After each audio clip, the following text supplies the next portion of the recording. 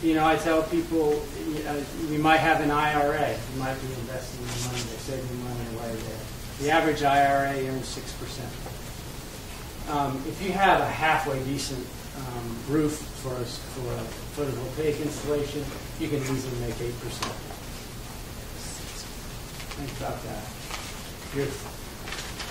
You're throwing away money for a lot of people if you're not investing in that.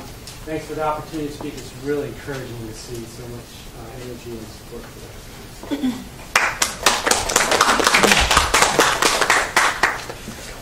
Juan Williams.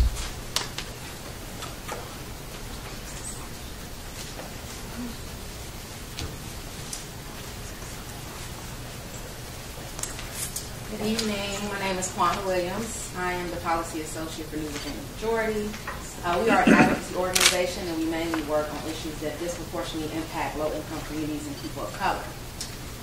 While man-made climate change is one of the biggest issues affecting us all, our communities are more likely to be affected by and live near air-polluting power plants.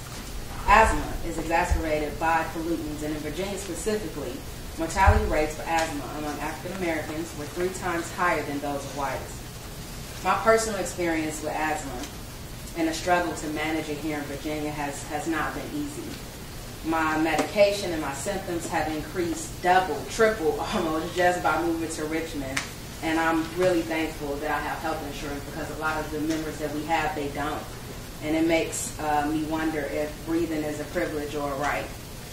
The Clean Power Plan is not simply a win for people in Richmond, but it's also a win for coastal and rural communities. If implemented correctly, it reduces pollution, lowers energy costs, and saves lives.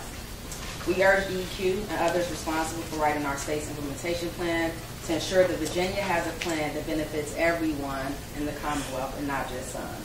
There are 3 considerations we hope you will take into account as you move forward with the planning process. 1, increasing meaningful engagement. Meaningful engagement means ensuring that everyone has the opportunity to help create, implement, and evaluate how our SIP takes shape. It is important that these listening sessions are not just technicalities and that they are just the beginning of opportunities for the public and diverse groups to play an active role. My organization doesn't want to be a token speaking on behalf of communities of color. We want to be among stakeholders working together to ensure that those most impacted are speaking for themselves. 2, building on the environmental justice proximity analysis. The EPA has provided a lot of flexibility to determine how states comply with CPP. We support Virginia joining the Regional Greenhouse Gas Initiative. However, and regardless of the options you choose, we hope that the state will systematically consider how these options will directly or indirectly impact rural communities and communities with the worst air quality. We hope that you will expand on EPA's environmental justice proximity analysis and examine how the emissions profile of overburdened communities might change. This will help identify areas that should be targeted for infusion of resources and clean energy incentives. Thirdly, creating an environmental justice advisory team. From my experience talking to leaders and elected officials and working to address solutions for climate change, few are aware of what environmental justice even is, and few are aware of the disparities of impacts. Setting up a specific team or table for environmental justice advocates to advise in the development of the state implementation plan will be a great next step to ensure we are at the table and not just on the menu. In conclusion, there's a quote that really resonated with me that I'd like to share here. Energy, who has access to it and what it is used for, has never been race or class neutral. We appreciate DEQ intentionally seeking input from frontline communities and look forward to future opportunities to participate in the planning process. Thank you.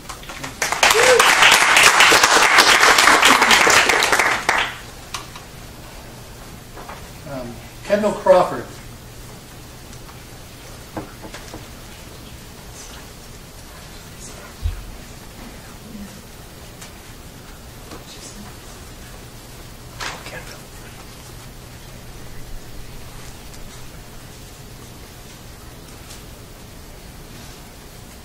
Hello, everyone.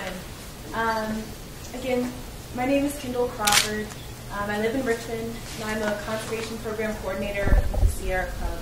My remarks are on my own tonight, though. Thank you for the opportunity this evening to speak. As a young adult, I am very concerned about the consequences of climate disruption. According to a recent report by Dr. James Hansen, longtime chief climatologist for NASA and current adjunct professor at Columbia, there's a serious threat of rapid sea level rise this century. Hansen and the 16 notable researchers who co-authored the study are worried that sea level rise of around 10 feet is possible by 2100 on current trajectories compared to the IPCC Intergovernmental Panel on Climate Change predictions of 3 feet in the same time scale. This is horrifying, as I expect to be alive for the majority of this century, and the home where I grew up and my mother continues to live in Hampton, Virginia, is only about 10 feet above sea level. Hampton Roads is the second most vulnerable area in the United States to sea level rise and storm surge right after New Orleans.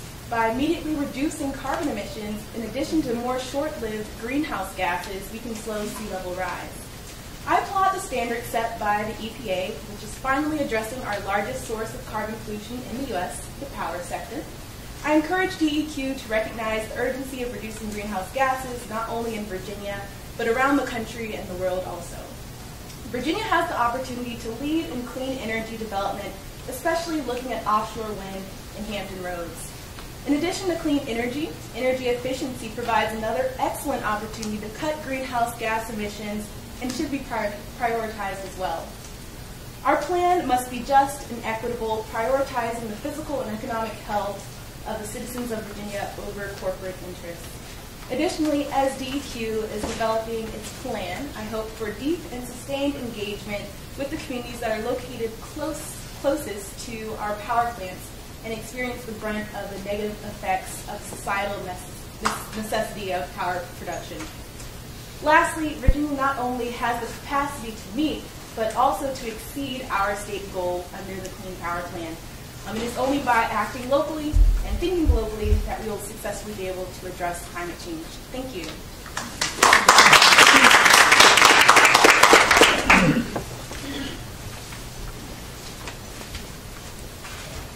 Lee Williams.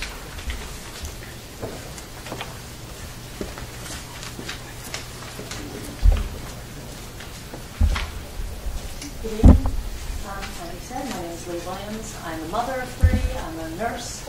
I'm a citizen. I'm representing myself as a ratepayer in the state of Virginia tonight. And I did write down my comments because I seem to ramble if I don't have notes, so I'm going to keep my face down here. I'm speaking today in support of the Clean Power Plan. I believe that Governor McAuliffe and his administration must provide scientifically informed climate leadership and action in Virginia. Action that protects Virginia communities and lowers our carbon emissions while decreasing our reliance on natural gas and coal. Whether or not we begin deeply cutting our emissions this decade will determine if we can expect the same from rapidly developing nations like China and India next decade. That, in turn, will determine whether or not humanity can stay within a collective carbon budget that will give us a decent chance of keeping warming below levels that our own Defense Department has said are unacceptably dangerous. We don't have another couple of decades to talk about the changes we want. We need a clear strategy with enforced deadlines right now. We know that if we continue on our current path of allowing emissions to rise year after year, climate change will change everything about our world. Major cities will likely drown. Ancient as well as modern cultures will be swallowed by the seas. And there's a very high chance that our children will spend a great deal of their lives fleeing and recovering from vicious storms and extreme droughts. Fossil fuel companies receive billions in annual global subsidies, and they pay nothing for the privilege of treating our shared atmosphere as a free waste dump. That freebie's the real kicker. That theft of our sky is the real subsidy. The only way fossil fuel companies are going to help pay for the shift to renewable energy and for the broader costs of a climate destabilized by their willful pollution will be because they are forced to do so by law. Virginia needs to respond with a plan that lowers carbon emissions and mobilizes resources for communities on the front lines of sea level rise. I believe it's imperative that the DEQ put us on a path to join the 9-state Regional Greenhouse Gas Initiative, RGGI. Wind and solar are mature technologies that are getting cheaper every day. Utility-scale solar is now beating natural gas on price alone in many parts of the country. Proposed gas pipelines and new gas power plants are the wrong choice for the Commonwealth, and the DEQ must champion clean energy and energy efficiency over obsolete and deadly fossil fuels. Thank you for this time.